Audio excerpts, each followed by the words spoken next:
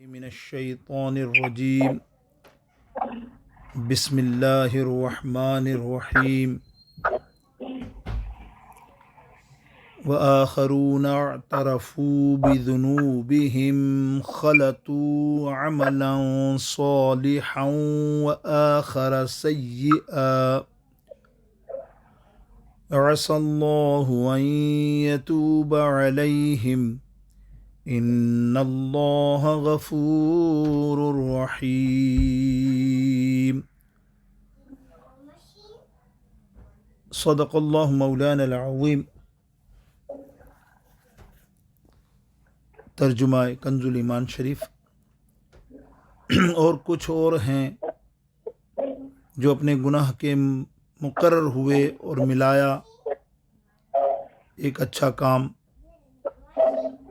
اور دوسرا برا، قریب ہے کہ اللہ تعالیٰ ان کی توبہ قبول کرے۔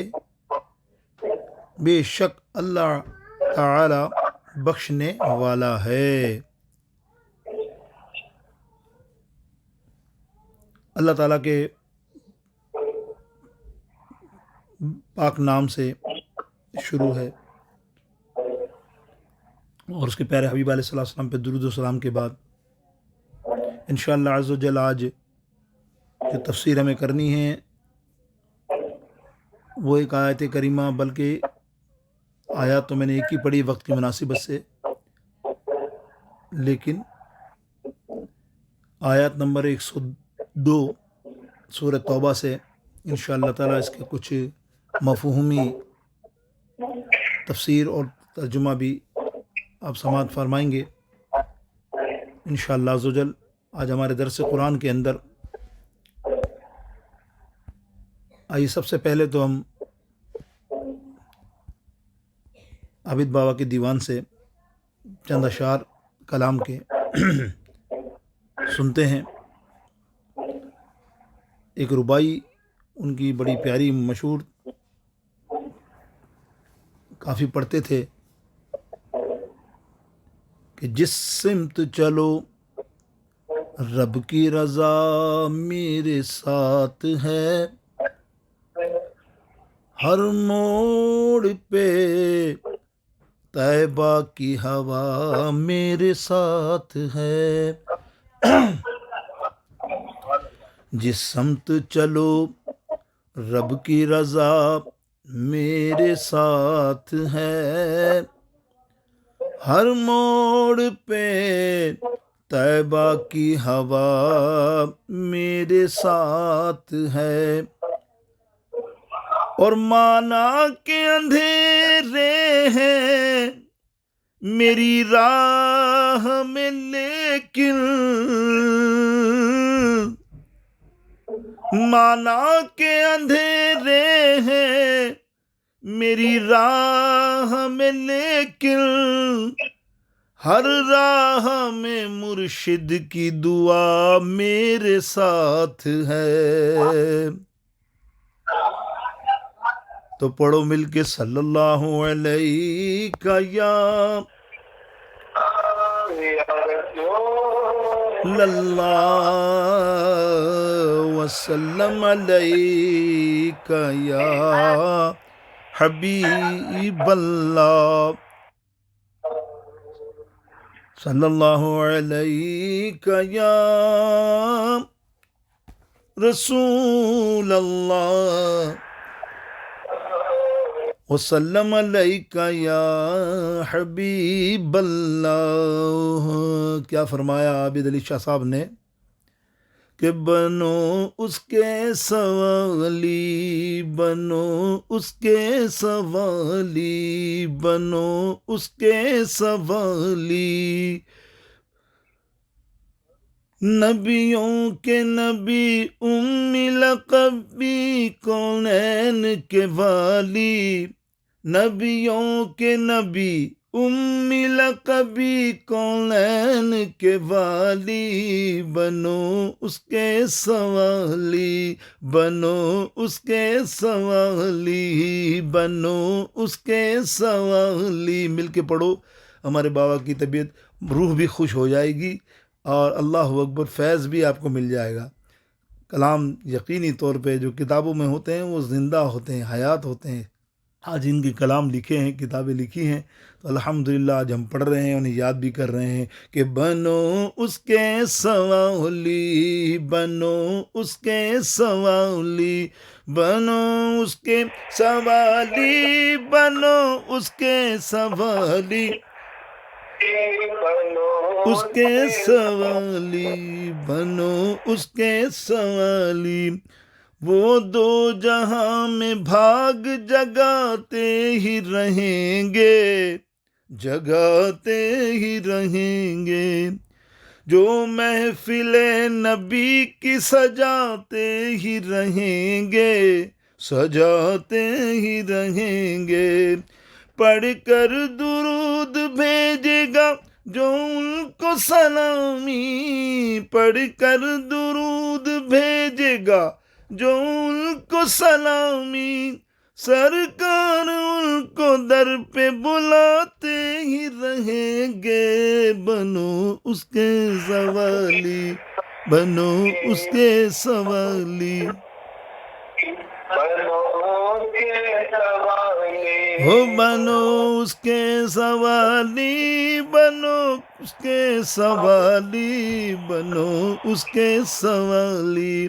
کیا کچھ نہ ملا ہم کو تیرے پیار کے صدقے یا رسول اللہ، کیا کچھ نہ ملا ہم کو تیرے پیار کے صدقے، جس نے تجھے دیکھا ہے اسی یار کے صدقے، اس یار کے صدقے۔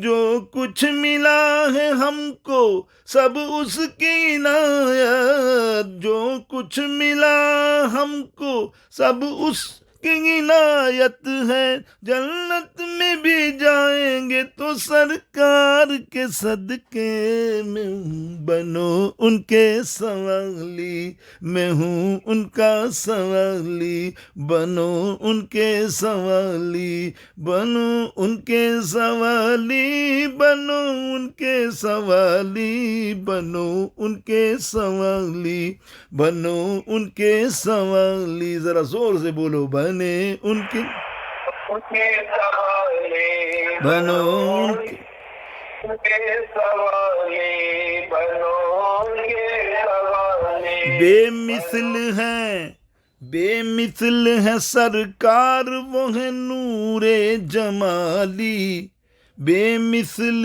ہے سرکار، وہ ہے نور جمالی۔ عالم میں جن کی شان ہے ہر شے سے نرالی، ہر شے سے نرالی۔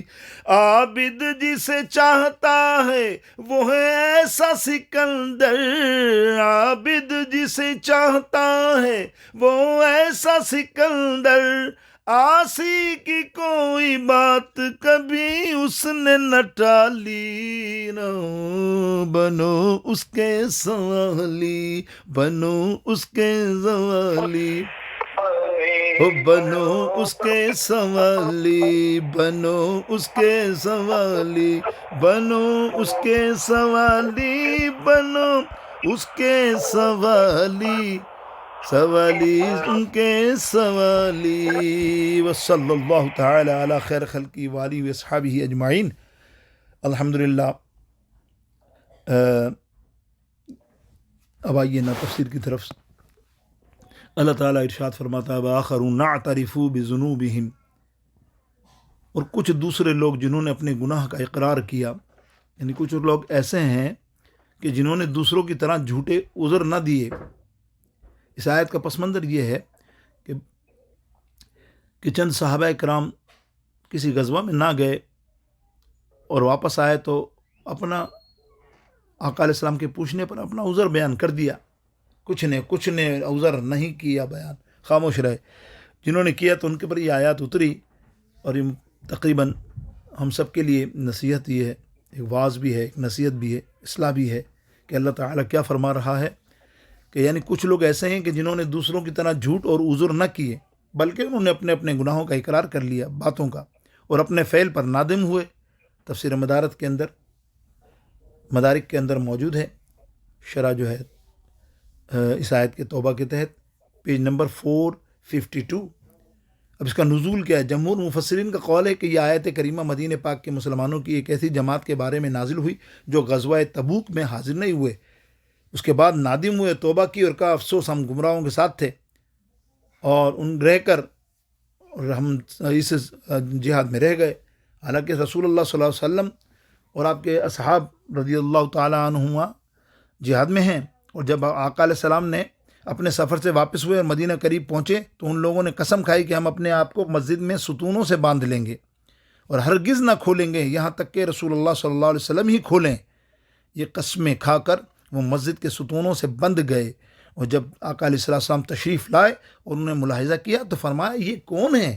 عرض کیا گیا یہ وہ لوگ ہیں جو جہاد میں حاضر ہونے سے رہ گئے تھے، انہوں نے اللہ تعالیٰ سے عہد کیا تھا، یہ عہد کیا تھا کہ یہ اپنے آپ کو نہ کھولیں گے جب تک حضور علیہ الصلاۃ والسلام ان سے راضی ہو کر انہیں خود نہ کھولیں۔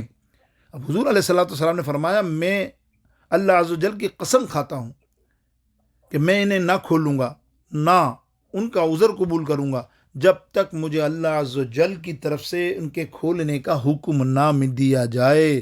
تب یہ آیت کریمہ نازل ہوئی اور سرکار علیہ السلام نے انہیں کھولا تو انہوں نے عرض کی یا رسول اللہ صلی اللہ تعالیٰ علیہ وسلم، یہ مال رہ جانے کے سبب بنے ہیں، یہ ہمارا جو مال تھا اس کی وجہ سے ہم جہاد میں باہر نہیں جا سکے، یہ سبب بنا ہے مال ہمارا، لیجئے اسے صدقہ کر دیجئے، اسے پاک کر دیجئے، ہمارے لیے دعائیں مغفرت فرما دیجئے۔ تو نبی علیہ الصلاۃ والسلام نے فرمایا مجھے تمہارے مال لینے کا حکم نہیں ملا ہے۔ تو اس پر یہ اگلی آیت خذ من اموالہم نازل ہوئی ایک، اور اس کے بعد جو آیت ہے تو اس کے تحت عملاً صالحہ، یہ ایک اچھا عمل ہے، مطلب اس میں آیت میں یہ ہے کہ عملاً صالحہ، یہاں اچھے عمل سے یا قصور کا اعتراف کر لینا اور توبہ کرنا مراد ہے، یہاں اس سے غزوے میں حاضر ہونے یا نہ ہونے سے بات نہیں تھی، بات یہ تھی کہ انہوں نے توبہ کر لی اور اپنی غلطی کا اعادہ کر لیا، اعتراف کر لیا۔ اور یہاں یہ بھی بات نہیں تھی کہ پہلے غزوات میں نبی علیہ السلام کے ساتھ حاضر ہونا نامراد ہے یا اطاعت تقوی یا تمام معاملات مراد ہیں۔ اس صورت میں یہ آیات تمام مسلمانوں کے بارے میں ہوگی۔ اس آیت کے اگلے حصے میں برے عمل سے تخلف یعنی جہاد سے رہ جانا مراد ہے۔ عسى الله ان يتوب عليهم، ان قریب اللہ ان کی توبہ قبول فرمائے گا۔ اس آیت میں اللہ تعالیٰ نے ان کی توبہ قبول کرنے کا ذکر نہیں فرمایا، کیونکہ اللہ تعالیٰ نے ان کے گناہوں کے اعتراف کو ذکر کر دیا۔ گناہوں کا اعتراف توبہ کی دلیل ہے، یعنی توبہ ہو چکی نا۔ اب گناہوں پر ندامت پر بھی، یعنی گناہوں پر ندامت بھی توبہ ہے، یعنی گناہ پر کوئی ندامت کرے نا، دراصل وہ بھی توبہ ہی ہے۔ کوئی رو لے، اپنے آپ کو سوچے کہ یا اللہ یہ میں نے کیا عمل کیا، یا معاملہ ہوا، تو وہ سمجھے وہ توبہ ہی ہے، اللہ جانتا ہے۔ اللہ اکبر۔ مطلب اس سے معلوم ہوا کہ گناہوں پر شرمندہ ہونا بھی توبہ ہے، بلکہ توبہ کی ایک اہم شرط یہ بھی ہے، حضرت عبداللہ بن مسعود رضی اللہ تعالی عنہ راوی ہیں، رسول اللہ صلی اللہ علیہ وسلم نے ارشاد فرمایا شرمندگی ہی توبہ ہے۔ یہ ابن ماجہ شریف کی حدیث کتاب الزہد باب ذکر توبہ کے اندر 492 کے اندر یہ حدیث پاک موجود ہے۔ اور نیز گناہوں پر شرمندگی عام طور پر گناہ چھڑا دیتی ہے، اسی لیے گناہ پر جری اور بے باک کی مذمت زیادہ ہے۔ اس آیت میں ہم جیسے گناہ گاروں کے لیے بڑی امید ہے کہ اگرچہ ہمارے گناہ بے حساب ہیں، حد و حساب ہیں، لیکن اس کے ساتھ کچھ نہ کچھ نیک عمل بھی کر ہی لیتے ہیں، ہم ہو جاتے ہیں، مطلب کچھ نہ کچھ نیک عمل ہمارے ساتھ ہو ہی جاتے ہیں، تو کم از کم ہمارا نفس ایمان تو قطعی اور یقینی طور پر درست ہے نا، اور وہ بھی نیک عمل ہے۔ اب ہر جرم کی دیکھیے کہ توبہ جو ہوتی ہے نا، وہ ہر جرم کے ساتھ ایک جیسی نہیں ہوتی، یاد رکھیے ہر جرم کی توبہ ایک جیسی نہیں، بلکہ مختلف جرموں کی توبہ مختلف، جیسے اللہ تعالیٰ کے حقوق تلف کیے، مثلا نمازیں قضا ہوئیں، رمضان کے روزے نہ رکھے، فرض زکوٰۃ ادا نہ کی، حج فرض ہونے پر حج نہ کیا، اور ان سے توبہ یہ ہے کہ نماز روزے کی قضا کرے، زکوٰۃ کرے، حج کرے، ندامت شرمندگی کے ساتھ اللہ رب العزت کی بارگاہ میں اپنی تقصیر کی معافی مانگے۔ اس طرح اگر اپنے کان، آنکھ، ناک، زبان، پیٹ، ہاتھ، پاؤں، شرمگاہ، دیگر اعضاء سے ایسے گناہ ہوئے جن کا تعلق اللہ کے حقوق سے ساتھ ہوں، بندوں کے حقوق کے ساتھ نہ ہوں، جیسے غیر محرم عورت کی طرف دیکھنا، جنابت کی حالت میں مسجد میں بیٹھنا، قرآن پاک کی بے وضو ہاتھ لگانا، شراب نوشی کرنا، گانے بجانے وغیرہ سننا، ان سب سے توبہ یہ ہے کہ اللہ تعالیٰ کی بارگاہ میں اپنے گناہوں کا اقرار کرتے اور ان کے گناہوں پر ندامت کا اظہار کرتے، آئندہ یہ گناہ نہ کرنے کا پختہ عزم کرتے ہوئے معافی طلب کرے، تو اس کے بعد کچھ نہ کوئی نیک عمل بھی کر لے، کیونکہ نیکیاں گناہوں کو مٹا دیتی ہیں۔ اگر بندوں کی حق تلفی ہوئی ہے تو ان کی 3 صورتیں ہیں، وہ سنیے، وہ غور سے سنیے، دیکھیے۔ اللہ کے گناہ تو اپنے گناہ تو آپ کو میں نے بتایا، کچھ مختصر کر کے، تفصیل کا ٹائم نہیں ہوتا نا، یہ تو بتاتا، لیکن یہاں جو بندوں کے گناہ ہیں نا میرے دوستوں، خطرناک ہے۔ آپ سے بس صرف یہی نصیحت ہے، کسی بندے کا دل نہ دکھاؤ، کسی بندے کو جو نا اپنی زبان سے بھی ایسی بات نہ کہو کہ وہ مرتے دم تک یہی صدمہ لے کر جائے اور آپ کے لیے وہ عذاب بن جائے۔ آپ دیکھیے 3 صورتیں کون سی ہیں۔ نمبر 1، ان حقوق کا تعلق صرف قرض کے ساتھ ہو، جیسے خریدی ہوئی چیز کی قیمت، مزدور کی اجرت یا بیوی کا مہر۔ نمبر 2، ان حقوق کا تعلق صرف ظلم کے ساتھ ہو، جیسے کسی کو مارا، گالی دی، غیبت کی، برائی کی اور اس کو خبر تک پہنچ جائے اس کو۔ نمبر 3، ان کا تعلق قرض اور ظلم دونوں کے ساتھ ہے، جیسے کسی کا مال چرایا، چھینا، لوٹا، کسی سے رشوت لی، سود لیا، جوئے میں مال جیتا وغیرہ۔ اب پہلی صورت میں توبہ کا طریقہ یہ ہے کہ ان حقوق کو ادا کرے یا صاحب حق سے معافی مانگے۔ دوسری صورت میں توبہ کا طریقہ یہ ہے کہ صرف صاحب حق سے ہی معافی طلب نہ کرے، یعنی دوسری صورت میں تو یہ ہے کہ صاحب حق سے معافی حاصل کرے، اور دوسری صورت میں توبہ کا طریقہ یہ ہے کہ صرف صاحب حق سے ہی معافی طلب کرے، اور تیسری صورت میں توبہ کا طریقہ یہ ہے کہ وہ حقوق ادا بھی کرے اور صاحب حق سے معافی بھی حاصل کرے۔ اگر توبہ کی شرائط جمع ہوں تو توبہ ضرور کرے، کیونکہ یہ رب تعالیٰ جل جلالہ کا وعدہ ہے، اور اپنے وعدے کے خلاف اللہ تعالیٰ کی شان کریمی کے لائق نہیں۔ یہاں توبہ کی قبولیت سے متعلق ایک بڑی مشہور حقائق ہے۔ چنانچہ توبہ سے پہلے حضرت عتبہ غلام رحمۃ اللہ تعالیٰ علیہ کی فتنہ انگیزی اور شراب نوشی کی داستانیں بڑی مشہور تھیں۔ حضرت عتبہ غلام ایک دن آپ حضرت حسن بصری کی مجلس میں آئے۔ اس وقت حضرت حسن بصری اس آیت کریمہ کو تلاوت کر رہے تھے، الم یأنی للذین آمنوا ان تخشع قلوبہم لذکر اللہ، سورہ حدید۔ اور کیا ایمان والوں کے لیے ابھی وہ وقت نہیں آیا کہ ان کے دل میں اللہ کی یاد کے لیے جھک جائیں؟ یہ تفسیر بیان کر رہے تھے۔ تو آپ تقریباً 16ویں آیت ہے یہ، اور آپ رحمۃ اللہ تعالیٰ علیہ نے اس آیت کو ایسی تشریح کی کہ لوگ رونے لگے۔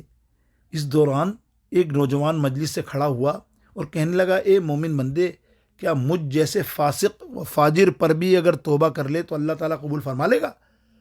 آپ رحمۃ اللہ تعالیٰ علیہ نے فرمایا، ہاں، اللہ تعالیٰ تیرے گناہوں کو معاف کر دے گا۔ جب عتبہ نے یہ بات سنی تو ان کا چہرہ زرد ہو گیا، عتبہ غلام نے کانپنے لگے اور چیخ مار کر بے ہوش ہو گئے۔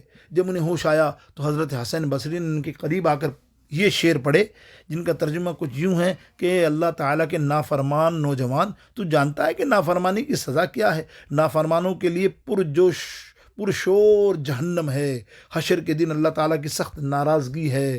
اگر تو نار جہنم پر راضی ہے تو بے شک گناہ کرتا رہے، ورنہ گناہ سے رک جا۔ تو نے اپنے گناہوں کے بدلے اپنی جان کو رہن رکھ دیا ہے، اس کو چھڑانے کی کوشش کر۔ عتبہ نے پھر چیخ ماری، پھر بے ہوش ہو گئے۔ جب ہوش آیا تو کہنے لگے، اے شیخ، کیا مجھ جیسے بدبخت کی توبہ بھی اللہ تعالیٰ قبول فرما لے گا؟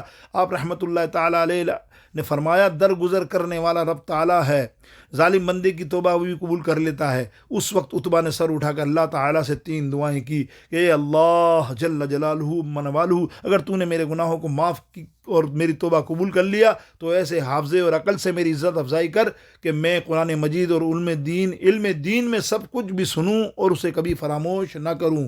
دوسری دعا، اے اللہ عز و جل، مجھے ایسی آواز عنایت فرما کہ میری غیرت کو سن کر سخت سے سخت دل بھی موم ہو جائے۔ تیسری، اے اللہ مجھے رزق حلال عطا فرما اور ایسے طریقے سے دے کہ جس کا میں تصور بھی نہ کر سکوں۔ چنانچہ اللہ تعالیٰ نے حضرت عتبہ رحمۃ اللہ تعالیٰ علیہ کی تینوں دعائیں قبول کر لیں، ان کا حافظہ اور فہم و فراست بھی بڑھ گئی، اور جب وہ قرآن کی تلاوت کرتے تو ہر سننے والا گناہوں سے تائب ہو جاتا۔ ان کے گھر میں ہر روز شوربے کا ایک پیالہ اور 2 روٹیاں رزق حلال سے پہنچ جاتی، اور کسی کو معلوم بھی نہیں ہوتا کہ یہ کون رکھ کر گیا ہے۔ اور حضرت عتبہ غلام رحمۃ اللہ تعالیٰ علیہ کی ساری زندگی ان کے ساتھ ایسا ہی ہوتا رہا۔ یہ مکاشف القلوب امام غزالی اس حقائق کو لائے ہیں۔ اللہ اکبر، شرح جو انہوں نے کی وہ توبہ، سورہ توبہ کے ہی حوالے سے 29 اور 28 صفحے کے پر یہ موجود ہے۔ بس دعا کیجیے میرے دوستوں، مختصر سا درس تھا، لیکن درس یہی ہے کہ گناہ کرو تو توبہ کے لیے رجوع کرو، روزانہ رات کو سونے سے پہلے 2 منٹ 4 منٹ اللہ کی بارگاہ میں آنکھ بند کر کے اپنے پورے دن کے توبہ کی گناہوں کی توبہ کر لیا کرو۔ کیا پتہ نہیں کیا کوئی گناہ آپ نے کیا، آپ کو علم بھی نہیں ہے گناہ، آپ تو سمجھ رہے ہیں یہ تو کوئی بات ہی نہیں ہوئی، میں لڑا ہوں تو کیا ہوا، اس نے مجھ سے لڑائی کی تو میں لڑا، حالانکہ کون حق پر ہے وہ اللہ جانتا ہے۔ تو اسی لیے اللہ تعالی ہمیں گناہ سے سچی توبہ کرنے کی خاص توفیق عطا فرمائے یا رب العزت۔ خصوصی طور پہ آستانہ عالیہ پر کرم فرما، رحم فرما۔ اے اللہ آنے والوں کو نصیحت و واعظ سمجھنا اور سیکھنا نصیب فرما، دین کے علم میں اے اللہ ان کو کوشش کرنے پر اللہ تعالیٰ خوب اجر عطا فرما، خاص کر کے یا اللہ ان کے رزق حلال میں برکت عطا فرما، ان کے رزقوں میں ترقی عطا فرما۔ اے اللہ جو معاملات حالات ہیں اے اللہ اس کے تحت انہیں خوب رزق عطا فرما، کسی کا محتاج نہ کر، غیب سے ان کی مدد فرما، آستانہ کے لیے ان کے زیادہ سے زیادہ فروغ کے لیے کام کرنا نصیب فرما، علم دین پھیلانا نصیب فرما۔ اے اللہ اپنے پیر و مرشد کی تمام باتیں اور تمام سنتیں ان پر پوری اترنے کی انہیں توفیق نصیب فرما، خاص کر کے یا رب العالمین دعا کیجیے ہمارے ثاقب بابا علیہ رحمت، ثاقب بابا مرضی اللہ علیہ کو اللہ صحت کامل عاجلہ نصیب فرمائے، شعیب بابا کو بھی خاص صحت عطا فرمائے، آنے والے جتنے بیمار ہیں ان کو سب کو صحت کاملہ مسمیت عطا فرما۔ اے اللہ ان کی ہر پریشانی کو دور فرما، غیب سے ان کی مدد فرما، ان کے گھر والوں کو سخی فرما، نیک نمازی بنا۔ اے اللہ 5 وقتہ جماعت کے ساتھ نماز پڑھنا ہم سب کا نصیب بنا دے، اے اللہ ہمارا مقدر بنا دے، ارشادیوں کا مقدر فرما دے، جہاں کہیں بھی دنیا عالم میں ارشادی ہیں اللہ ان سب کی دعاؤں کو قبول فرما۔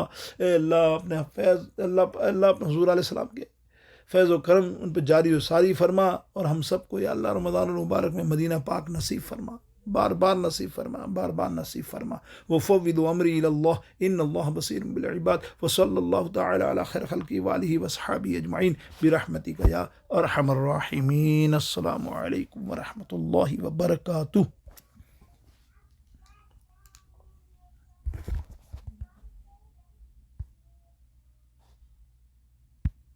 من الشیطان الرجیم، بسم اللہ الرحمن الرحیم۔ وآخرون اعترفوا بذنوبهم خلطوا عملا صالحا وآخر سيئا عسى الله أن يتوب عليهم إن الله غفور رحيم۔